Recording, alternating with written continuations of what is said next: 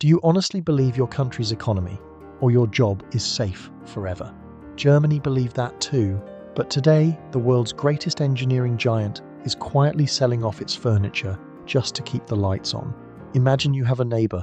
He's not just any neighbor, he's the guy on your street who has everything figured out. Clean driveway, nice car, kids in good schools. Every morning he leaves for work at exactly 7 am, never misses a day, never asks anyone for help.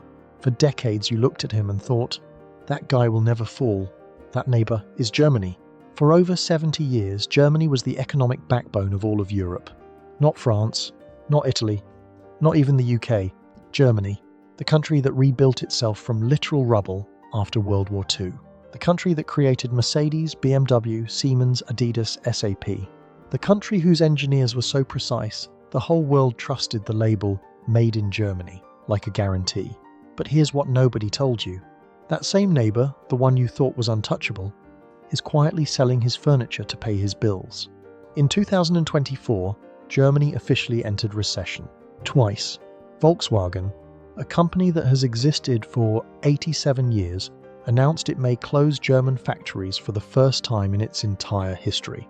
BASF, the world's largest chemical company, didn't just cut jobs.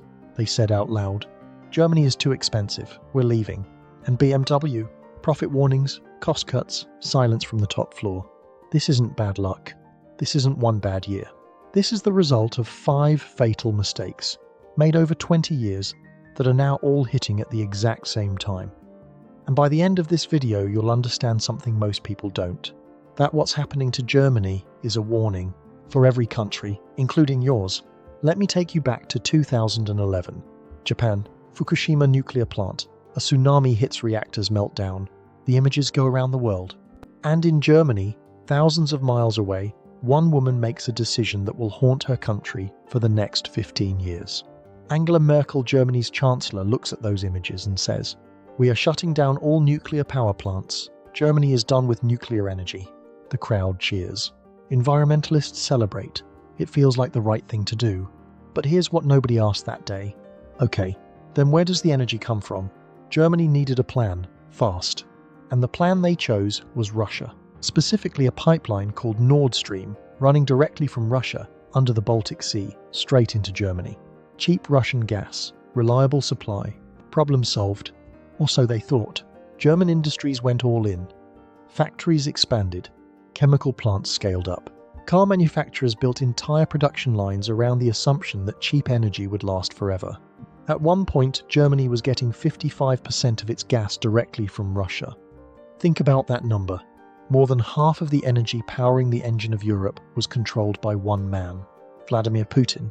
And then February 2022, Russia invades Ukraine. Overnight, Germany's entire energy strategy collapses. Russian gas stops flowing. And Germany, the most industrialized nation in Europe, suddenly has an energy bill it cannot afford. Electricity prices for German factories tripled. Not increased, tripled. BASF alone spent €3 billion extra on energy in a single year. A German factory that used to compete with China on price suddenly couldn't compete with a factory in Ohio. This is mistake number 1 and number 2 combined. First, killing nuclear energy with no real replacement ready. Second, betting your entire industrial future on a man who had already shown the world exactly who he was. Germany didn't just lose cheap energy, it lost the one thing that made its factories worth keeping open. And the worst part? The warning signs were there for years. Multiple economists, multiple energy experts. Even the United States government told Germany directly, "This pipeline is a trap." Germany signed the contracts anyway. Let me ask you something. When was the last time a German tech company changed your life? Think about it. Your phone American or Chinese? Your social media American? Your search engine American? Your electric car, chances are it's a Tesla. Or a BYD, both not German. Now compare that to 30 years ago. Germany was the innovation capital of the world. German engineering wasn't just good, it was the standard, the benchmark, the thing every other country was trying to copy. So what happened? Here's the gut punch. Germany got comfortable. When you're winning for 50 years straight, you stop asking what's next. You start asking, how do we protect what we already have? And that's exactly what Germany did. While Silicon Valley was building Google, Amazon, and Apple in garages, Germany was protecting its car companies. While China was investing billions into semiconductors, EVs, and solar technology, Germany was still perfecting the combustion engine.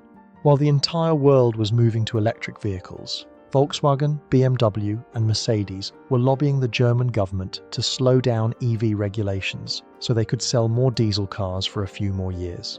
A few more years. That's the mindset that kills empires, not a single dramatic crash. Just small, comfortable decisions made over and over again to protect yesterday instead of building tomorrow. And the numbers show it brutally. Germany spends heavily on research, but almost none of it turns into actual startups, into actual products, into actual global companies. You know how many German companies are in the global top 100 tech firms? Almost none. And here's where it gets personal, because this mistake isn't just German. Every middle-class family does this. You find a stable job, you protect it. You stop taking risks. You tell yourself, I'll invest next year, I'll start that business next year, I'll learn that new skill next year. And then one day your industry disappears, your job gets automated, and next year never came. Germany did this at a national scale. They had the money, they had the talent, they had the engineers. They just refused to believe the world was changing around them. And by the time they looked up, Tesla had already eaten their lunch. BYD was eating their dinner. And their most loyal customers, the ones who bought German cars for generations, were standing in a showroom in Shanghai, pointing at a Chinese EV and saying, "This is actually better. I want you to imagine a factory. Big factory, runs perfectly. Best machinery in the world, best processes, best quality control. But every single year, the workers inside that factory get older, and not enough young workers are coming in to replace them. At first, no problem. Factory still runs. 5 years later, starting to slow down. 10 years later, entire departments are empty. 20 years later, the factory is half the size it used to be.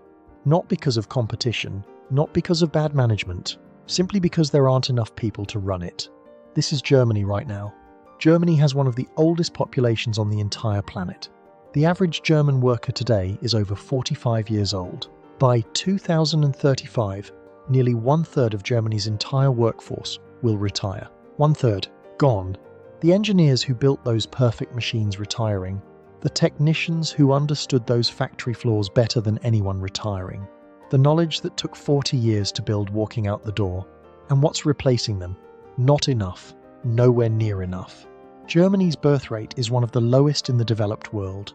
For decades, Germans simply stopped having children at the rate needed to keep the economy running. Now, Germany did try to solve this. In 2015, Merkel opened the doors to over 1 million refugees. The idea was simple: bring in young people, train them, fill the workforce gap. But here's what happened. The integration was slow. The language barrier was real. The job training systems were overwhelmed. And the political backlash was so strong that it destabilized German politics for nearly a decade. A genuine attempt, a genuinely messy result. And this leads directly into mistake number 5. Because when Germany tried to fix its problems, it ran into a wall. Not a physical wall, a paper wall. Germany's bureaucracy is legendary, and not in a good way. Want to start a business in Germany? You need to visit multiple government offices. Fill out forms that haven't been updated since the 1990s. Wait months for approvals that take days in other countries. Want to build a new factory? Environmental reviews, planning permissions, legal challenges. By the time everything is approved, the market has moved on. Want to bring in skilled workers from outside Europe to fix the labour shortage. The visa process is so complicated, so slow, so buried in paperwork, that most skilled workers simply choose Canada, Australia, or the US instead. There's actually a word Germans use for this. Funkmast problem. It means the cell tower problem. Germany wanted to build thousands of new 5G towers to modernise its network. But every single tower required so many permits, so many approvals, so many sign-offs from so many different departments, that by 2023, Germany's 5G coverage was worse than Romania. Romania, a country with 1/5 of Germany's GDP. This is what happens when a country mistakes process for progress. When following the rules becomes more important than actually getting things done. When the system designed to protect people starts suffocating them instead. Germany isn't failing because its people stopped working hard. Germany is failing because its system stopped working at all. So here we are, 5 mistakes, 20 years. one slow collapse. And I need you to sit with that for a second, because this isn't just a story about Germany. This is a story about every country that got comfortable, every economy that stopped asking hard questions, every government that chose short-term popularity over long-term survival. And if you're watching this from the US, the UK, or Canada, I need you to hear this next part very carefully, because the same warning signs, they're already showing up in your backyard. Aging populations, slowing innovation, energy policies built on hope instead of strategy, bureaucracies so bloated they can't move fast enough to compete with China or adapt to a world that changes every 5 years. Sound familiar? Here's the gut punch that most finance channels won't say out loud. Germany's story isn't a tragedy about one country making 5 mistakes. It's a mirror.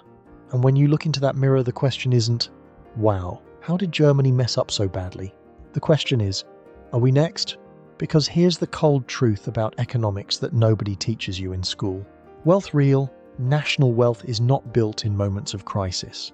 It's built in moments of comfort. It's built when everything is going fine, when the factories are running, when the exports are strong, when the unemployment is low. That is exactly when you prepare for the storm, not when the storm is already at your door. Germany had 20 years of good weather, 20 years of being the strongest economy in Europe, 20 years to fix its energy dependency, it didn't. 20 years to invest in the next generation of technology, it didn't.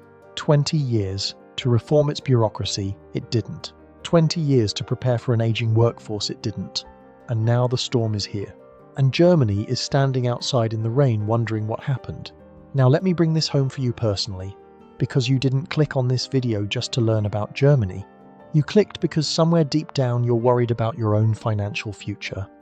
And the lesson Germany teaches every single one of us is brutally simple. Comfort is the enemy of survival. The moment you stop questioning your financial habits, you're Germany. The moment you stop learning new skills because your current job feels safe, you're Germany. The moment you stop investing because the market feels uncertain, you're Germany. The moment you keep doing what worked yesterday in a world that has completely changed, you're Germany. The countries that will win the next 20 years are not the richest ones today. They are the ones that are most honest about their weaknesses right now. And the people who will win financially are not the ones who got lucky. They are the ones who looked at the warning signs early and actually did something about it. Germany's story is not over. Countries like people can rebuild. Germany rebuilt from rubble in 1948. It can do it again, but only if it stops pretending the problem isn't real. Only if it chooses honesty over comfort. Only if it decides that the next 20 years matter more than protecting the last 20. And that choice, that exact choice, is sitting in front of every single one of you right now too. The question is, will you make it? If this video made you think, share it with one person who needs to hear it. And if you want to understand how these same economic forces are affecting your money, your job, and your future, subscribe, because that's exactly what we talk about here.